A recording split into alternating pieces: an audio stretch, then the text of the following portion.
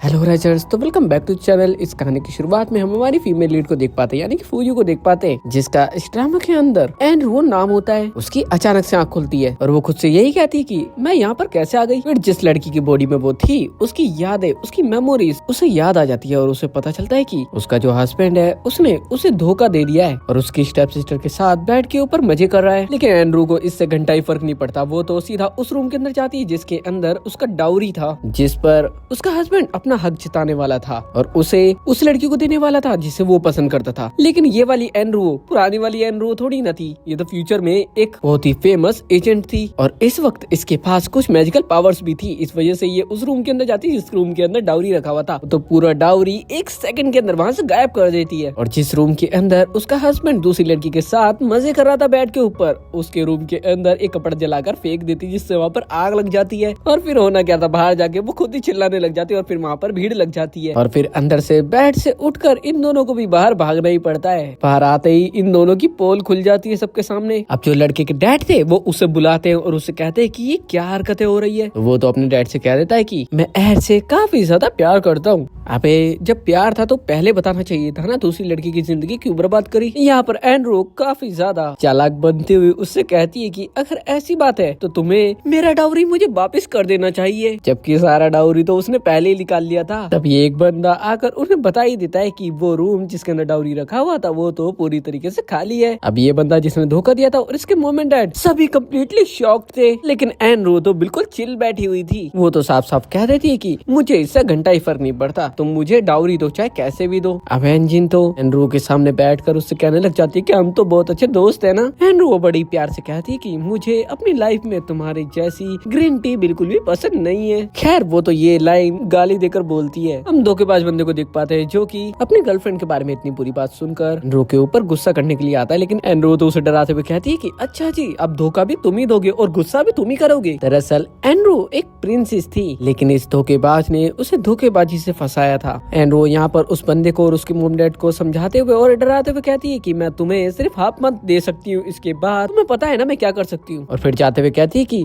जब तक हम बिल्कुल भी नहीं मिलेंगे। और फिर अपनी मेड के साथ, जिसे वो अपनी दोस्त की तरह मानती थी, उसके साथ बाहर की तरफ से जा ही रही थी, तभी वहाँ से एक दूसरी सिटी तियानियोन का क्राउन प्रिंस निकल रहा था। इस वजह से सभी लोग साइड में खड़े हो जाते हैं और एंड्रू भी साइड में खड़ी होकर ऐसे देखने लग जाती है। और तभी क्राउन प्रिंस अपनी गाड़ी से थोड़ा सा बाहर की तरफ देखता है और वो एंड्रू को देख पाता है, जो कि उसे काफी ज्यादा इनोसेंट और क्यूट लगती है। एंड्रू की दोस्त जो उसके साथ में थी वो कहती है कि ये क्राउन प्रिंस यहाँ अपनी शादी के लिए एक लड़की को ढूंढने के लिए आया है, जिससे तो एंड्रू काफी ज्यादा खुश हो जाती है, भले ही उसने अभी उसे देखा नहीं था। जिसके साथ ही एंड्रू तो एक ओल्ड मैन के पास आ जाती है और उनसे आकर कहती है कि मेरे हस्बैंड ने मुझे धोखा दिया, मुझे जस्टिस चाहिए और इसके साथ साथ मैं इस सिटी के बाहर के प्रिंस से शादी कर सकती हूँ, मैं इसके लिए रेडी हूँ। ये बात एंड्रू काफी ज्यादा सैड तरीके से कह रही थी। इस वजह से ओल्ड मैन भी काफी ज्यादा इमोशनल हो जाता है उसे देखकर। और ये ओल्ड मैन एंड्रू को वांगी यानी कि ये जो सिटी थी इसकी ऑफिशियल प्रिंसेस बना देते हैं, अनाउंस कर देते हैं। फिर क्या होना था, एंड्रू के पास फुल पावर आ जाती है। वही हम स्टेप फैमिली को देख पाते जो कि मजे से डिनर कर रहे थे। जैसे एंड्रू यहाँ पर आती है, सीधा उसके स्टेप डैड तो खड़े होकर उससे कहते हैं कि आखिर तुम यहाँ पर क्या करने के लिए आई हो, यहाँ से तुरंत ही निकल जाओ। एंड्रू तो बड़ी प्यार से कहती है कि तुम्हें इंसानी लैंग्वेज समझ में नहीं आती क्या। और तभी स्टेप सिस्टर भी उठकर एंड्रू के पास आकर उससे कहने लग जाती कि तुम एक मेड की तरह हो बस, और कुछ भी नहीं। कि ये तो अभी भी एंड्रू को पुरानी वाली एंड्रू समझ रही थी, लेकिन एंड्रू तो इसी को एक जोरदार थप्पड़ मारकर दूर कर देती है। वो धोखेबाज बंदा भी एंड्रू के पास आता है उसे मारने के लिए, लेकिन एंड्रू तो उसे किक मारकर दूर बुड़का देती है। तभी वहाँ पर एक बंदा आ जाता है अपने साथ कुछ चीज अनाउंस करने के लिए और वो कहता है कि एम्परर ने कहा है कि ऑफिशियली एंड्रू को प्रिंसेस बनाया जा रहा है और साथ ही तियानुआन के प्रिंस के साथ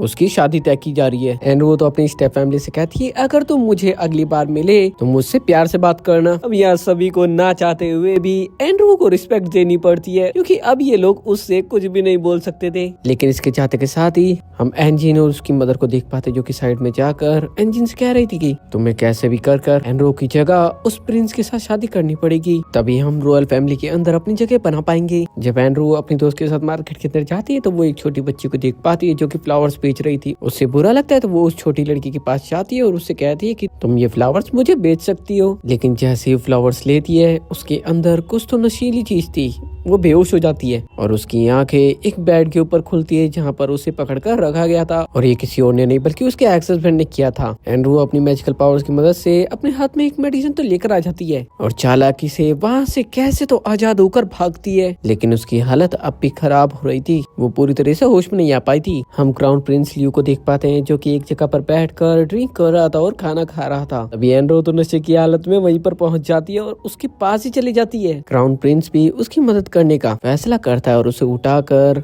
अपने रूम के अंदर लेकर आ जाता है। और फिर होना क्या था, एंड्रो तो जिससे कंट्रोल नहीं हो रहा था वो तो सीधा उसके ऊपर यानी क्राउन प्रिंस के ऊपर चढ़ जाती है और उसे किस पे किस करने लग जाती है। एंड्रो की जब आंख खुलती है तो उसे लियू की बॉडी दिखाई देती है जो कि काफी ज्यादा अच्छी थी। तभी क्राउन प्रिंस लियू की भी आंखें खुल जाती है। एंड्रो तो उसे कुछ पैसे देकर वहाँ से जाने लगती है, जिसके साथ ही एनजिन भी उसी जगह पर आ जाती है और वो उस रूम के अंदर जाती है जिस रूम के अंदर एंड्रो का एक्स हस्बैंड जो कि काफी ज्यादा बुरा इंसान था वो बुरी तरीके से ही पड़ा हुआ था कि एंड्रो ने उसके मेन पॉइंट पर जोरदार किक जो मारी थी। डॉक्टर आकर एंजिन से कहता है कि अब ये कभी भी कुछ भी नहीं कर पाएगा, जिसे सुनकर तो बेचारा और ज्यादा रोने लग जाता है। जिसके साथ साथ लियू ने अपने असिस्टेंट को एंड्रू के ऊपर नजर रखने को कहा था तो उसे पता चल जाता है कि वो एक प्रिंसेस है। क्राउन प्रिंस से मिलने के बाद तो एंड्रू काफी ज्यादा खुश थी और अपनी दोस्त से कह रही थी कि वो बंदा सच में काफी ज्यादा अच्छा था। एंड्रू की दोस्त एंड्रू से कहती है कि तुम एक प्रिंसेस हो, तुम अपने वर्जिनिटी खोने के बाद किसी और से शादी कैसे कर सकती हो। लेकिन एंड्रू को इससे घंटा ही फर्क नहीं पड़ता। नेक्स्ट डे जब एंड्रू सोकर उठती है तो उसकी दोस्त आकर उससे कहती है कि जल्दी से उठ जाओ, बाहर क्राउन प्रिंस तुमसे मिलने के लिए आया हुआ है। एंड्रू तो जल्दी जल्दी अपने गले पर जो निशान था उसे मिटाने लग जाती पाउडर लगाकर। फिर बाहर क्राउन प्रिंस के पास आ जाती है यानी कि लियू के पास आ जाती है। बाहर आने पर एंड्रू को एक और लेडी नजर आती है जो कि उसकी देखभाल के लिए ही वहाँ पर आई हुई थी। जैसे एंड्रू प्रिंस को देखती है वो तो उसको देखते के साथ ही कहती है कि क्या ये मुझसे मिलने के लिए भी मास्क लगा कर है, अरे पगलेट मुझे तो कम से कम शक्ल दिखा दे। तभी यहाँ पर स्टेप मदर भी आई हुई थी। वो क्राउन प्रिंस और एंड्रू के बीच में बोल पड़ती है। प्रिंस उससे कहता है कि आखिर तुम कौन हो।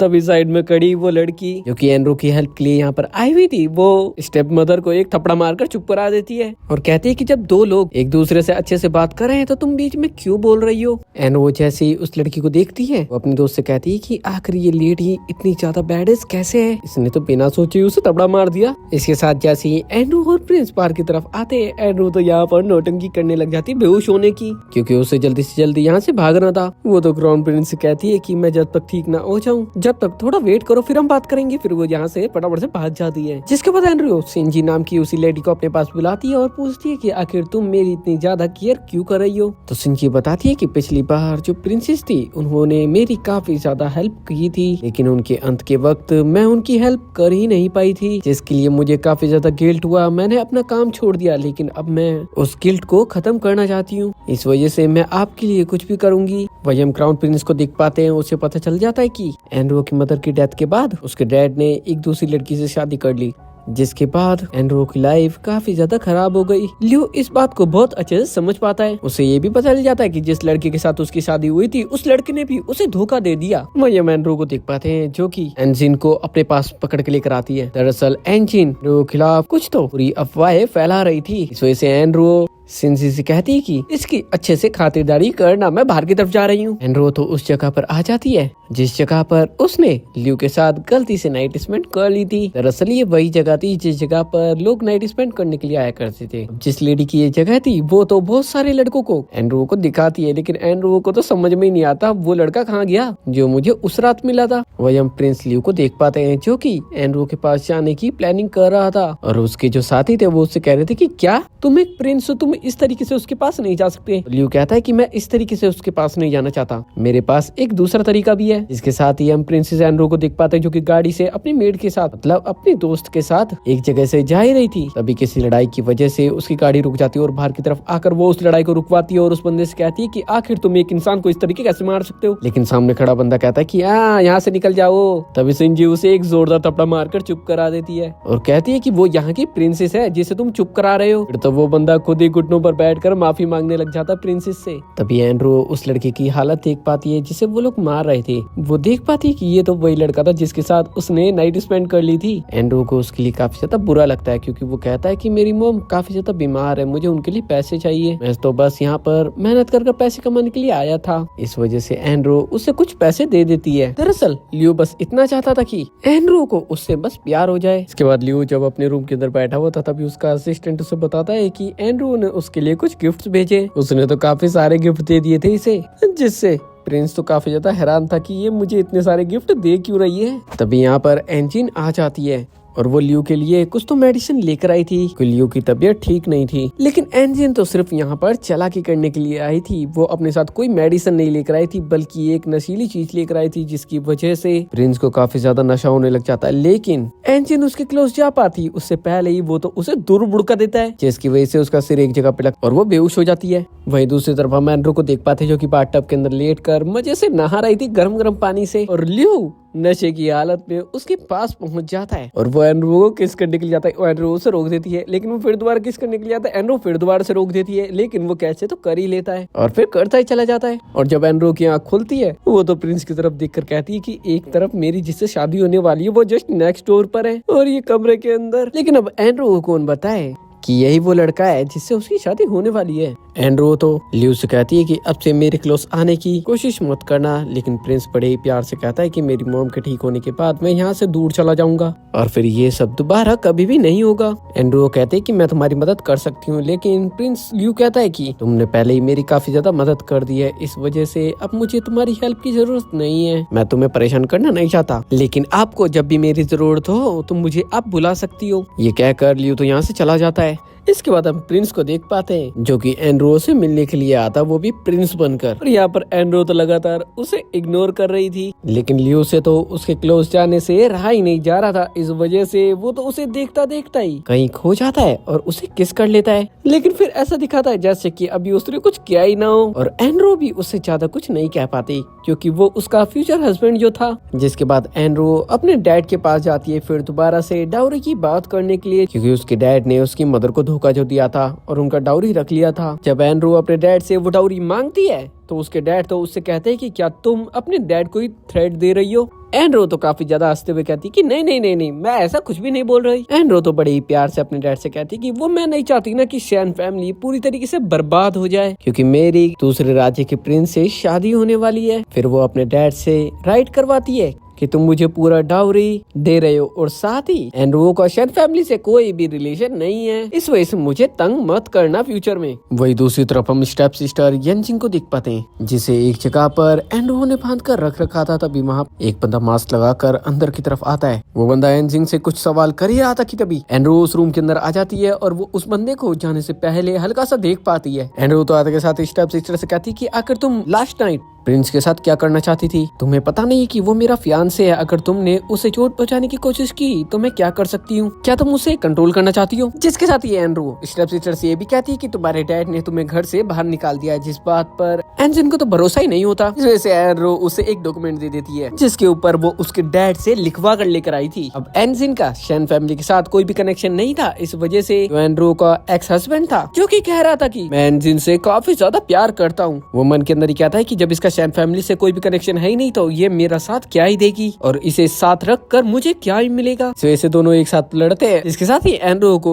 उसका डाउरी भी वापस मिल जाता है। जिसके साथ ही एंड्रू तो प्रिंस को भी कुछ गिफ्ट्स भेजती है और साथ ही लियो को बहुत सारे पैसे भेज देती है। अब दोनों चीजें एक ही इंसान के पास तो जाने वाली थी, इसके अलावा वो लियो जिनसे मिलना चाहती थी, इस वजह से एक इन्विटेशन भी भेजती है। इस वजह से नेक्स्ट डे लियो तो रेडी होकर एंड्रू के पास जाता है और एंड्रू जैसे उसे देखती है, लियो तो काफी ज्यादा हैंडसम लग रहा था। एंड्रू तो लियो को देखती रह जाती है और मन के अंदर कहती है कि ये कितना ज्यादा हैंडसम लग रहा है। फिर इसके बाद दोनों मार्केट के अंदर घूमने के लिए आ जाते हैं। यहाँ एंड्रू तो लियो के लिए एक मास्क भी खरीदती है और जब वो गिरने वाली थी तो लियो उसे पकड़ लेता है और एंड्रू को लियो बिल्कुल क्राउन प्रिंस की तरह लगता है क्योंकि वो क्राउन प्रिंस ही तो था। यहाँ लियो तो कम्प्लीटली शॉक था क्योंकि जब वो क्राउन प्रिंस बनकर उसके पास आता है तो एंड्रू उसे भाव तक नहीं देती, लेकिन जब वो लियो जिन बनकर आता है उसके पास, यानी कि एक गरीब लड़का, तो वो उससे काफी अच्छे से बात करती है। यही तो अच्छी लड़कियों की अच्छी बात होती है। खैर पता नहीं दुनिया में अच्छी लड़कियां बची भी है या फिर नहीं। 27 इयर्स में मुझे तो कोई अच्छी लड़की नहीं मिली। खैर लियो एंड्रू से कहता है कि तुम्हारी शादी तो क्राउन प्रिंस के साथ होने वाली है, फिर तुम उसे पसंद करती नहीं हो क्या?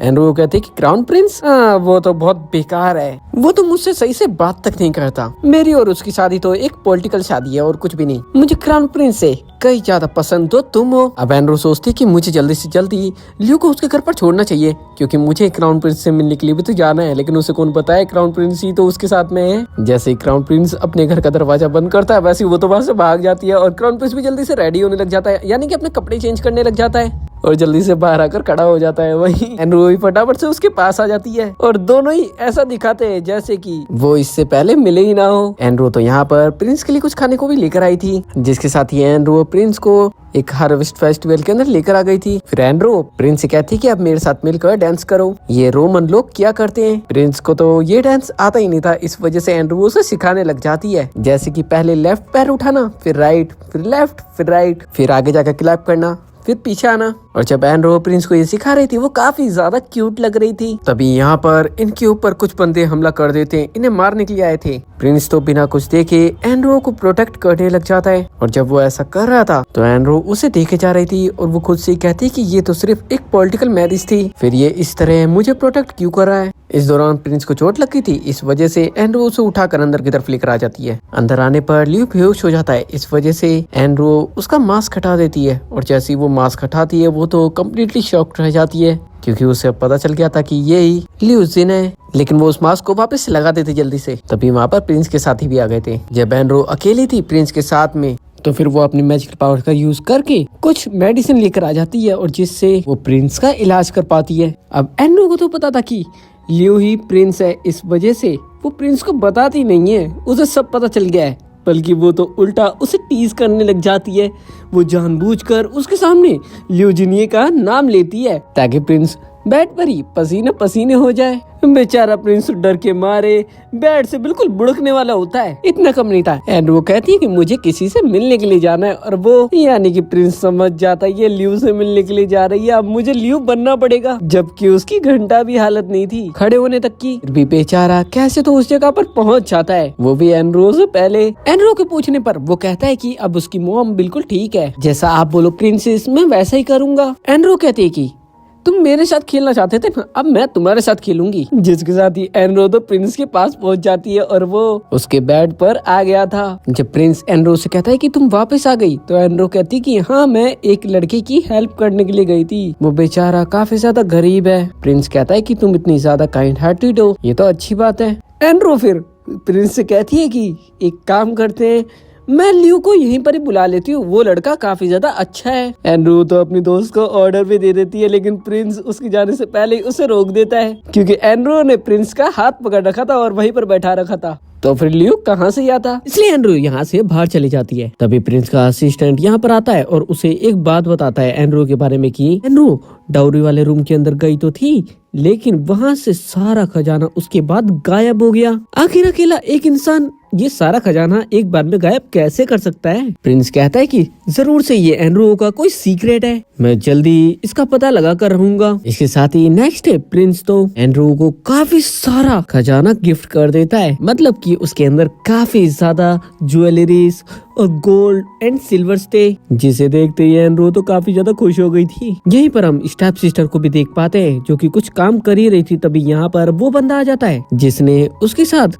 एक रात नाइट स्पेंड किया था। लेकिन स्टेप सिस्टर तो यहाँ पर चिल्लाने लग जाती है और कहने लग जाती है कि तुम्हें जरूर से एंड्रू ने बुलाया है। वो बंदा कहता भी है कि मैं तो एंड्रू को जानता तक भी नहीं हूँ, कौन है वो। स्टेप सिस्टर कहती है प्रिंसेस है। वो बंदा कहता है कि मैं किसी भी प्रिंसेस को नहीं जानता। उस बंदे को तो एंड्रू का एक्स हस्बैंड उठवा कर बाहर फिकवा देता है, लेकिन एंजिन तो हाथ धोकर एंड्रू के पीछे पड़ जाती है। एंजिन तो यहाँ पर अपनी और अपने बॉयफ्रेंड की सारी पोल खोलती उससे पहले ही उसका बॉयफ्रेंड उसे पकड़कर वहाँ से ले जाता है। बाहर आने के साथ ही हमें पता चलता है कि स्टेप सिस्टर एंजिन ने और एंड्रू के एक्स हस्बैंड ने शादी कर ली थी, लेकिन अब तो दोनों ही एक दूसरे से काफी ज्यादा झगड़ा करने लग जाते पागलों की तरह। और एंजिन तो सीधा सीधा उससे कह देती है कि मुझे डिवोर्स चाहिए। सामने खड़ा बंदा कैसे मना कर सकता था, वो कह देता है कि ठीक है। अब ये डिवोर्स वाली बात जैसे ही एंड्रू को पता चलती है वो तो काफी ज्यादा खुश हो जाती है। इसके साथ ही एंजिन और उसकी मदर को इनकी फैमिली से निकाल दिया जाता है। स्टेप मदर एंजिन से कहती है कि आखिर तुम अब क्या करने वाली हो। एंजिन कहती है कि अब तो बदला होगा, जिसमें उसकी मदर भी उसका साथ देने का वादा कर देती है, जबकि उन्हें उसे रोकना चाहिए था। वहीं दूसरी तरफ हम एंड्रू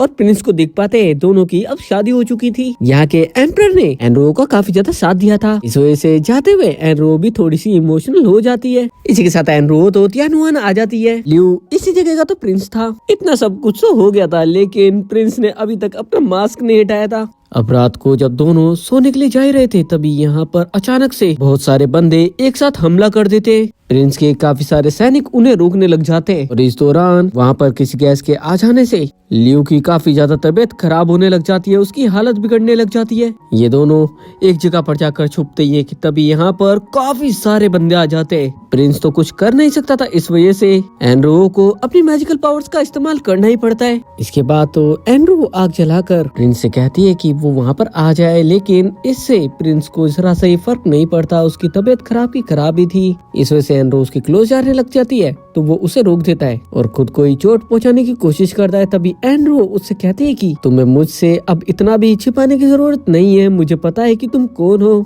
तुम ही लियो जिनियो हो, तो अब चुपचाप से इस मास्क को हटा दो। लियो भी अब ऐसे ही करता है, उस मास्क को हटा देता है और फिर एंड्रो बिना कुछ सोचे ही उसे लगातार किस करने लग जाती है। इसके बाद प्रिंस आराम से एंड्रो से बात करता है और उससे कहता है कि जो मैंने किया वो सही तो नहीं था, उसके लिए मुझे माफ कर दो, मैं सच में तुमसे काफी ज्यादा प्यार करता हूँ। एंड्रो यहाँ पर प्रिंस से कहती है कि आखिर ये अजीब सा पॉइजन तुम्हारी बॉडी के अंदर आया कैसे।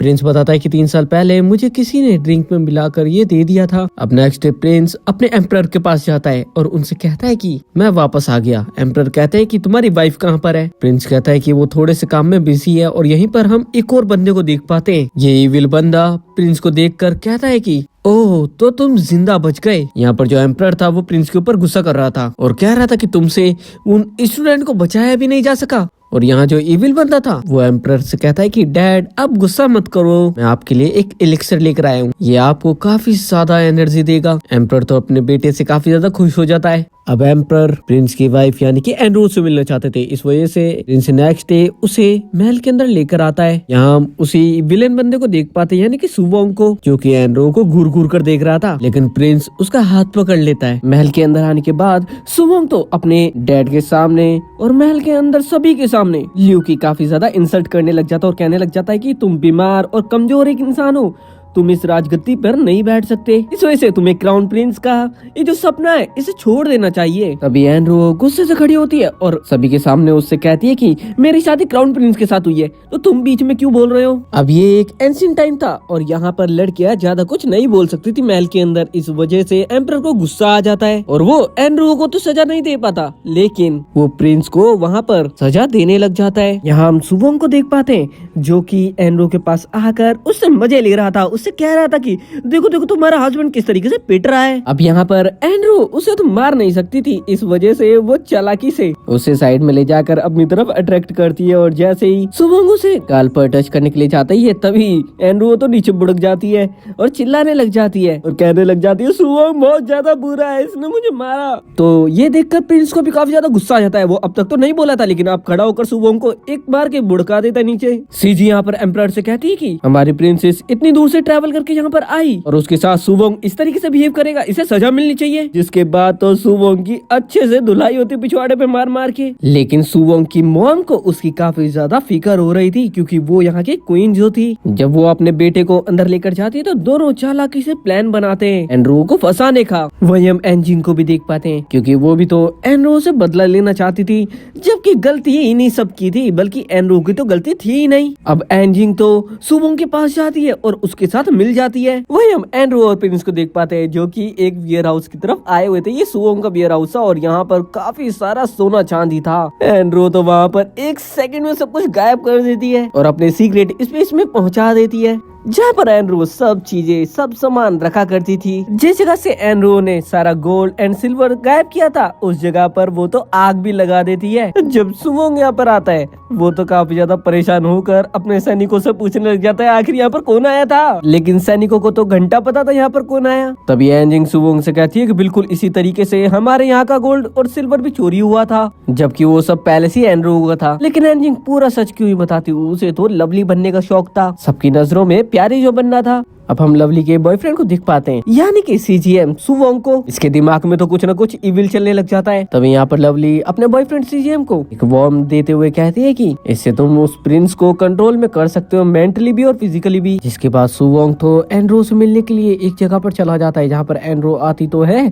वो तो सुवोंग की दी गई ड्रिंक भी पी लेती है और तभी वहाँ पर बेहोश भी हो जाती है और एंजिंग भी वहाँ पर आ जाती है, क्योंकि ये प्लान तो वैसे भी सुवोंग और एंजिंग का ही था। और फिर सुवोंग उसे एक रूम में ले जाकर उसके साथ कुछ कुछ करने की कोशिश करने वाला था, लेकिन बेचारे को पता चलता है कि एनरो तो फुल होश में है। वो तो एक किक मारकर इसे दूर भुड़का देती है। तभी यहाँ पर प्रिंस भी आ जाता है। एनरो तो भाग कर सीधा प्रिंस के गले लग जाती है, लेकिन तभी ये दोनों ही एंजिंग और एक सुवोंग के ट्रैप में फंस जाते हैं और गलती से एक बेसमेंट के अंदर चले जाते हैं। इतना कम नहीं था, सुवोंग तो वहाँ पर आग भी लगा देता है। अब इनके पास भागने का कोई जरिया ही नहीं बचा था। इस वजह से एनरो को अपनी मैजिकल पावर का यूज करके प्रिंस को अपने स्पेस के अंदर लाना पड़ता है, यानी कि एक मैजिकल स्पेस जहाँ पर ये सब कुछ रख सकती थी। वहीं दूसरी तरफ सुवोंग और एंजिंग तो काफी ज्यादा खुश हो रहे थे बेसमेंट की तरफ देखकर कि वहाँ पर आग लगी हुई है और वो दोनों अब इसके अंदर खत्म हो जाएंगे। इसके साथ ही एंजिंग तो काफी ज्यादा लवली बनते हुए सुवोंग के भी काफी ज्यादा चिपकने लग जाती है। साथ ही सुवोंग को लवली लवली एक्सप्लेन भी करती है, जो कि खैर इसका काम था,